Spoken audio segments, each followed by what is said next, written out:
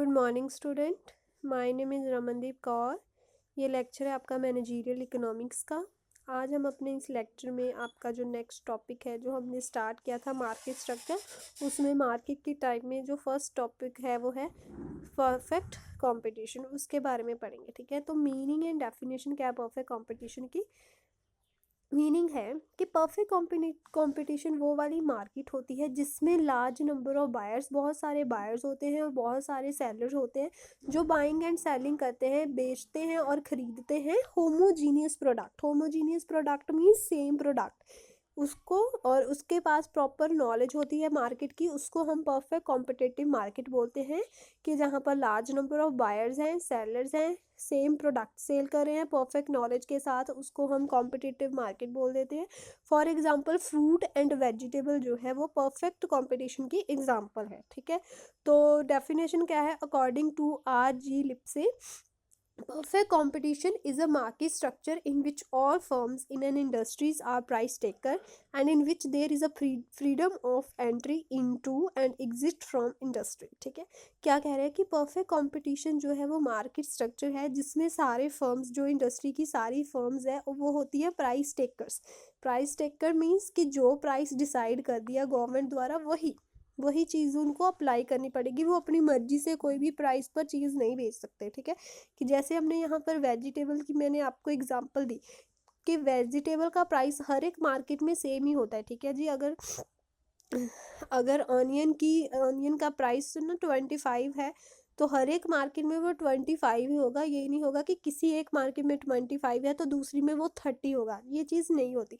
तो वो industry perfect competition में जो इंडस्ट्री होती हैं वो प्राइस टेकर्स होती हैं एंड विथ, और जिनको फ्रीडम होती है कि वो अपनी मर्जी से एंटर, किसी भी इंडस्ट्री में वो एंटर भी कर सकती हैं और उससे बाहर भी जा सकते हैं, एग्जिट भी कर सकते हैं इंडस्ट्री से, उससे में आ भी सकती है अपनी मर्जी से, उनको पूरी आज़ादी होती है। ठीक है, नेक्स्ट है characteristics of perfect competition. First is large number of buyers and seller.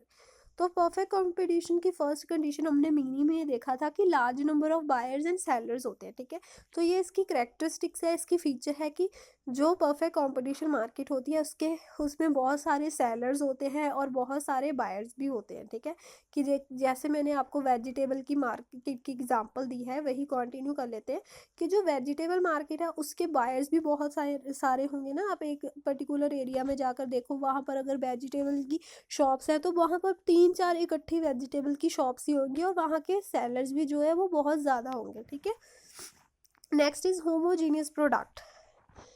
ये चीज़ भी मैंने आपको मीनिंग में बताई कि होमोजीनियस प्रोडक्ट बेचते हैं, वो सेल करते हैं ना सेम प्रोडक्ट, जो सेम प्रोडक्ट होते हैं जैसे फ्रूट वेजिटेबल है ना, सॉल्ट वीट, ये मार्केट जो है वो सेम प्रोडक्ट जो है वो सेल करती है। Next is free entry and exist.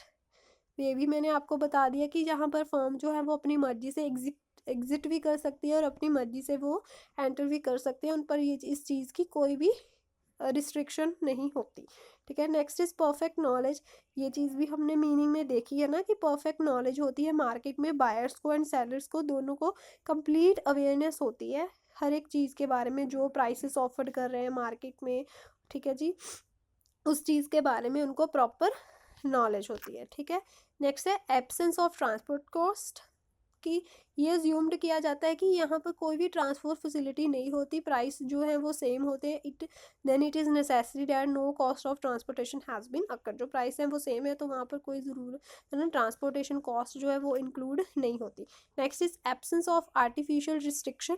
ठीक है, यहाँ पर किसी भी चीज़ की रिस्ट्रिक्शन नहीं होती कि हमने किसी एक पर्टिकुलर बायर से ही लेना है। ठीक है, कि यहाँ पर फ्रीडम होती है सेलर को कि वो अपनी गुड्स जो है वो किसी भी बायर को सेल कर सकता है और बायर को भी फ्रीडम होती है कि वो किसी भी सेलर से परचेज कर सकता है। तो यहाँ पर बायर एंड सेलर्स में ठीक है फ्री होते हैं, किसी भी डिस्क्रिमिनेशन से वो फ्री होते हैं। ऐसा नहीं है कि मैं जो आपके पास अगर कोई सेलर आ रहा है तो आपने उससे नहीं खरीदना, कि आप उसके साथ डिस्क्रिमिनेट कर रहे हो, ये चीज़ें नहीं होती। ठीक है, परफेक्ट कंपटीशन मार्केट में।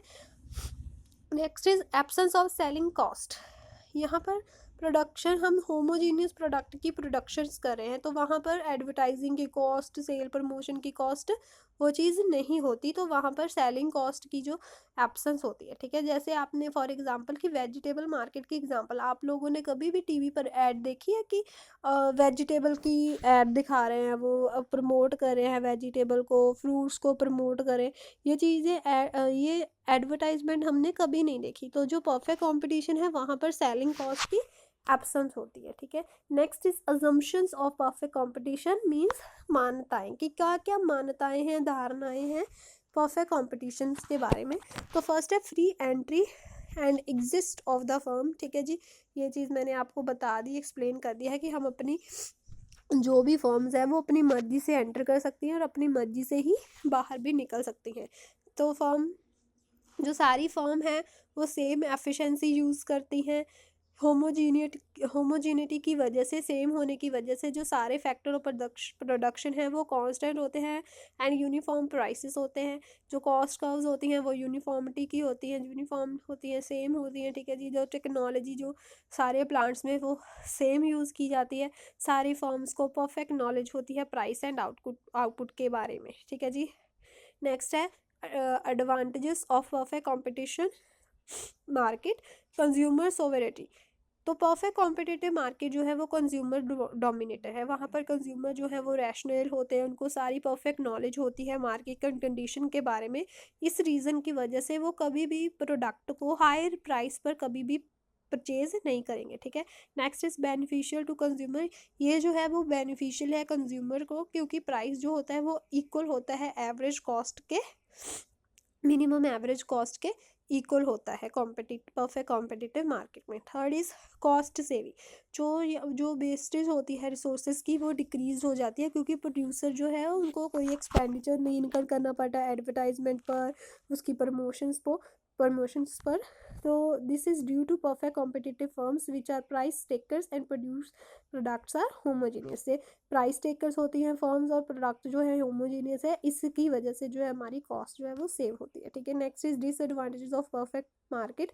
First is no scope for economies of scale, ठीक है। स्मॉल अमाउंट जो है प्रोड्यूस करते हैं ना, बहुत सारी फर्म जो है वो स्मॉल अमाउंट प्रोड्यूस करती है, तो यहाँ पर जो कोई स्कोप नहीं होता इकोनॉमी ऑफ स्केल के लिए। इंडस्ट्री जो है वो having high fixed cost are specifically improper, जिनकी फिक्स्ड कॉस्ट जो होती है हाई होती है वो इम्प्रॉपर होती हैं, परफेक्ट कंपटीशन के लिए वो सूटेबल नहीं होती। So due to this reason, इस रीज़न की वजह से जो परफेक्ट कंपटीशन है वो रियल वर्ल्ड में एग्जिस्ट नहीं करता।